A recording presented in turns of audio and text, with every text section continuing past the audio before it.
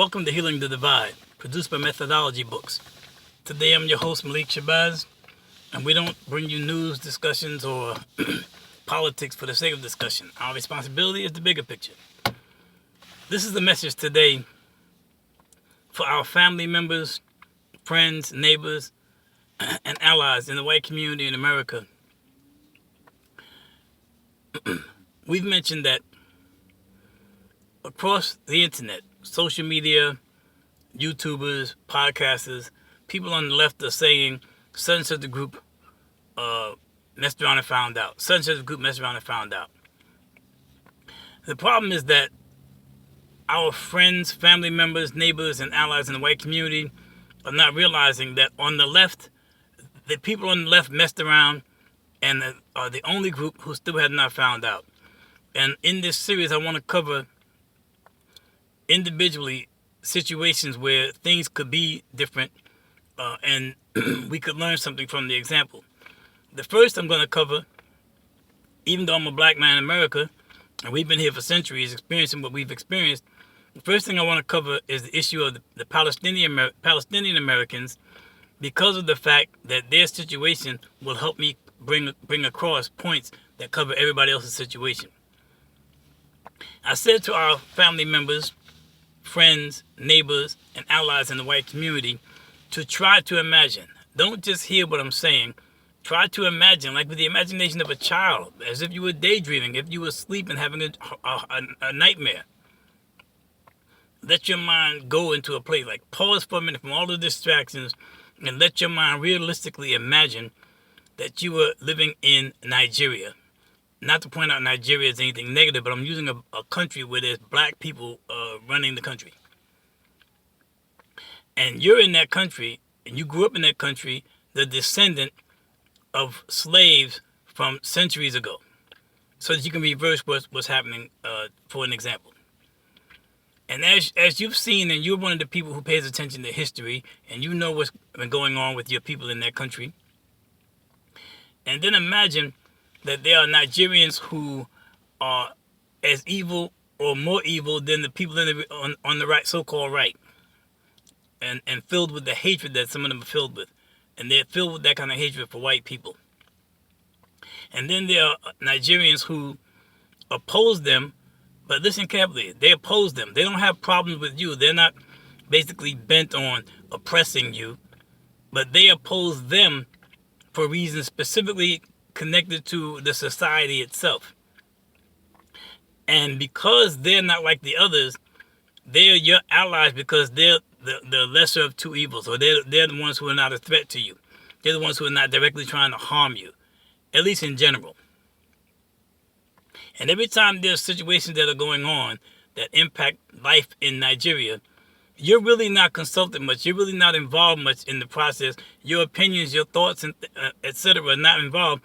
And you're watching the good Nigerians on the left sincerely trying, but because they don't use the input of others, such as your people, they're missing a lot of valid specific points. They don't work with their allies, which is you, as they should. So then time goes by, and something catastrophic happens in the society because those evil Nigerians have gotten a certain type of victory. Imagine what it would be like to you watching as the good Nigerians begin to spend their time talking about your group and other groups that did not support the position that they took, and saying that now they messed around and found out. As opposed to the good Nigerians asking themselves, what could we have done differently? What could we have done differently? How did we deal with our allies? Why did our allies not vote with us, not support us in this particular endeavor? Instead, they just move forward on to the next phase, and then all they're doing is moving forward and reporting the news. What would it be like to you? Then imagine what it's like for your allies here in America watching you do the same thing. So as regards to Palestinians, the Palestinian Americans are still Americans. Because of privilege, you didn't take the time to learn much about those other Americans. See, the people on the right, you define them as intellectually lacking in curiosity, intellectual curiosity. But you today are showing yourself to lack in cultural and ethnic curiosity because you're not exposing yourself to the realities of the people who are your allies. So these people have family members. There are a lot of people who have relatives somewhere else. Italians have relatives in Italy. Irish people have relatives in Scotland, Ireland, whatever the case may be, right? Different people from European countries who live in this country may have relatives and family members in countries like that. And you try to imagine some country bombing the country you come from or that your ancestors come from and just annihilating the people and say you can't relate. So these people have family members, 40,000 killed, then 50,000 killed. And you're saying that the current administration is better than the one that's trying to come in. And they're saying to you, no, you are the ones who currently are responsible for 40,000 of my people being killed because you're providing the weapons for those people. And all you can say to them is, Trump would be worse. The people coming in would be worse. Right now, all they can see is the people who are harming their people. You're saying we're Americans and you don't have to have any regard for our position. You did not stop and try to relate to your allies in the Palestinian community to show them that they actually are part of this society, they actually count. Second, on the one side, while you speak about how vile and evil the other people can be, how can it be okay to not have pressed the same way people are pressing today against Elon Musk for what he's doing? Why couldn't people rally in the streets like that on behalf of the Palestinian people to the extent that it makes a difference? Like understand one thing. People keep saying Gaza, and they're doing that to take away from you the reality that they are a country. They should have their own statehood a long time ago. It's Palestine. Gaza is a place in Palestine. It's Palestine. There's a strip, but the people are Palestinians. And for the people who are American Christians in the society should understand that Jesus, peace be upon him, was more related to the Palestinians than the people who are oppressing them. So it should matter on a number of levels, right? Second, people should also understand that being Palestinian or being Arab doesn't necessarily make you Muslim, because a lot of people have problems with the idea of this notion of Muslim being terrorists, but many of those people are also Christian. Third, you didn't care enough to know your allies even to say their names correctly. And this has been a thing. We talked about Trump and how he violated Kamala Harris's name, kept mispronouncing on purpose. This is what a thing that bigoted, negative thinking white people do to other people. Your name is Muhammad? Oh, that's too hard to pronounce. Let's call you Mo, right? These people, the Palestinians who are not Christian, and there are many Palestinian Americans who are not any religion, but those who have the other religion, they hear you saying Muslim. Where did you ever hear a person who speaks that language call himself a Muslim or a Muslim with a Z? And here's the thing. If you talk about someone from Europe named Mussolini, 4 syllables, and everybody can say it so easily, but these people are called Muslim, and it's such a problem. These are the things that people live with. So when it comes time to supporting what you stand for, they do agree that they want something different. And I'm not talking about the Palestinians who have been saying negative things about Kamala Harris and bad things about black people. Every group has their best and their worst type people. So there's no question about that. They do. But the reality is these are people, human beings. These are people in general who are saying, we are losing our whole entire generations of families in this country. And nothing regarding us matters to you, not even saying our name right as relates to our religion. I'm bringing in a lot of points regarding the situation of the Palestinians so that whichever one clicks with you, then give application to it. But the other thing is, after that, while you say, and then when I saw certain people whose podcasts on YouTube channels that I enjoyed following because they're informative, and I saw one of the men saying the Palestinians had messed around and found out the leopards eating their face.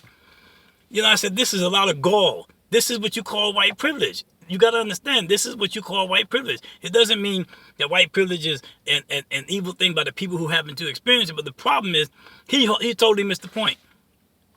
They didn't support who he thought they should support, because what he also doesn't realize is, even with him, Midas Touch, a group that I enjoy their programming, their editor-in-chief is supportive of Israel. Supportive of Israel and what they're doing to the people. Forget the fact that Israel is a group of human beings too. But how do you justify wanting to help Ukraine fight against oppressive Russia and give them weapons, and then on the other side give weapons to Israel to fight a war against people who don't have the weapons? We keep talking about contradictions. Let's look at ourselves here. So the people who messed around but haven't found out yet are the people on the left, because you still haven't tried to rectify with any of your allies. And I'm going to get to the other allies in other videos. You haven't tried to rectify with them. All you did was blame them for not being supportive. And now, when you're having your rallies and your protests and things of that effect, you notice they're not showing up. You still haven't addressed them about the fact that you haven't addressed them. At some point, you got to stop and say, where did we go wrong? What can we do differently? Instead, you move on, one newscast to the next newscast to the next newscast, and just on and on and on with all these different. Now you see in the news reporting all the bad things Trump is doing, instead of pausing for a minute and saying, let's fight. Let's fight. Let's regroup, get back to showing more respect for our allies.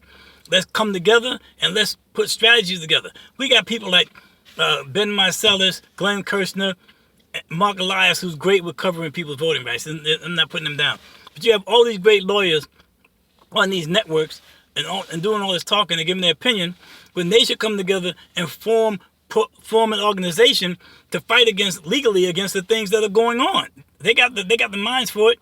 Instead of being on YouTube, being on TV, saying what you think Trump's lawyers might come up with when you probably weren't giving them the idea. Look at some of the things you can get if you listen to other people. There's too much at stake. All the time before Trump was elected, all these people, 4 million followers on YouTube, 3 million followers on YouTube. We're on our way to 5 million. Everybody's talking about getting numbers of followers and then saying we are a democratic community. We want to save our democracy. But all those people who follow you and never once given people one action statement, one action thing to do. Let's stop being entertainers and just talking about the news. And if the democracy is so at risk, where's the work to do something about it? It ain't just about protest. Plan.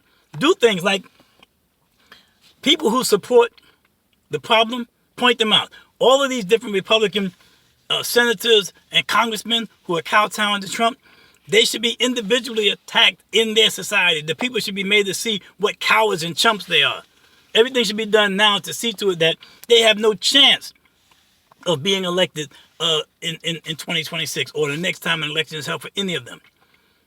Because they operate by the fact that the people are so distant from what's going on that if their own party doesn't primary them, they don't have to worry about being voted against. Because in some of those places, a Democrat can't win anyway. The people have to be made to see. And I've said before, which I'll cover in another video, the treatment of the people, white Americans who find themselves as MAGA, there's some issues there, but there is a way to reach them as well. And I'll talk about that in another video. But my point is here, as it relates to the Palestinians, they represent an example of everything every group has experienced as a result of white privilege in America.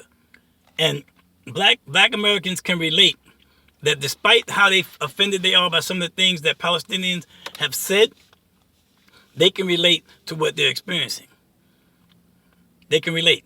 And every time you cry about democracy, the reason you don't get the kind of response from black Americans to that is because all since we've been in this country has been a democracy. We have experienced the worst of the worst in the democracy under some of the best of presidents. What was our situation under Kennedy? Biden was a president who, at the time, was a senator leading the charge against apartheid in South Africa.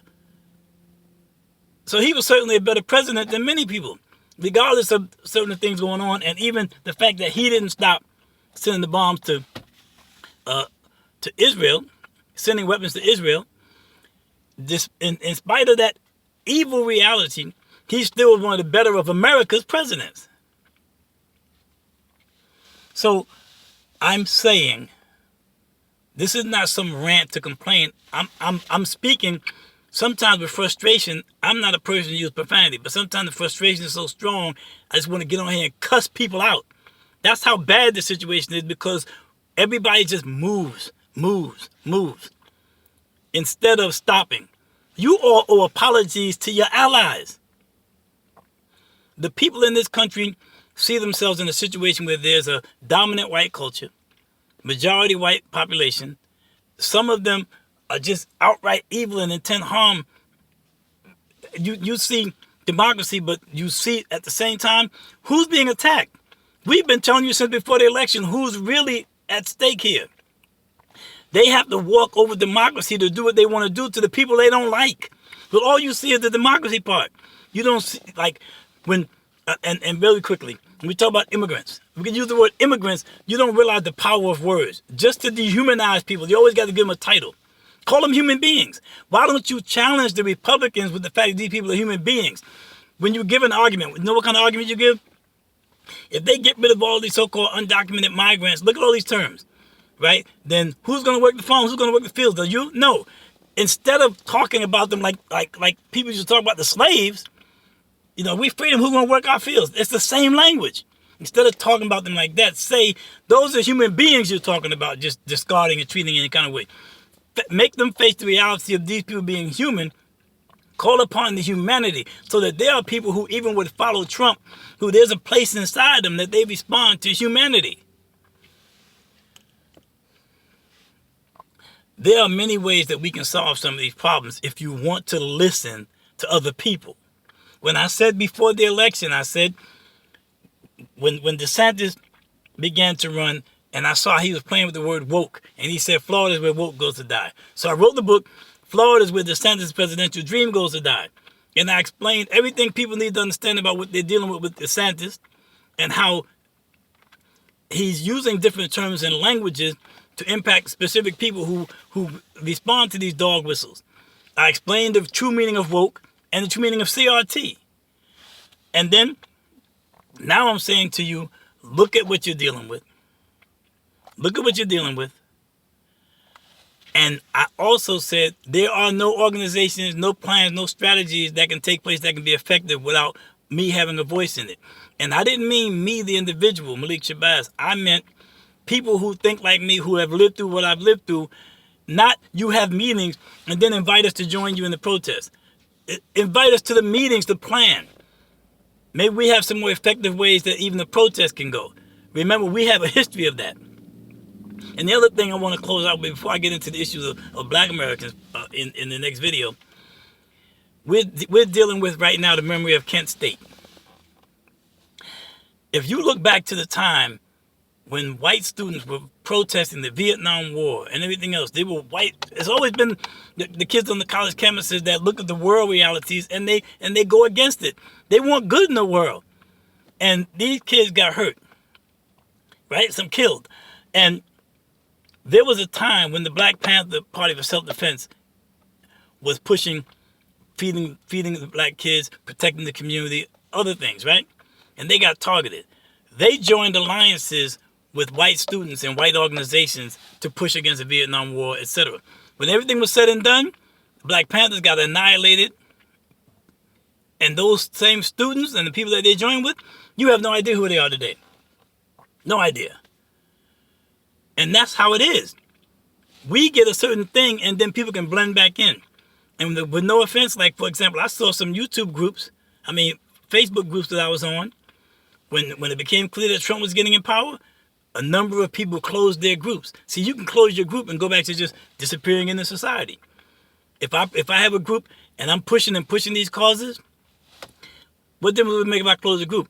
Where am I going to hide? Where am I going to blend in at?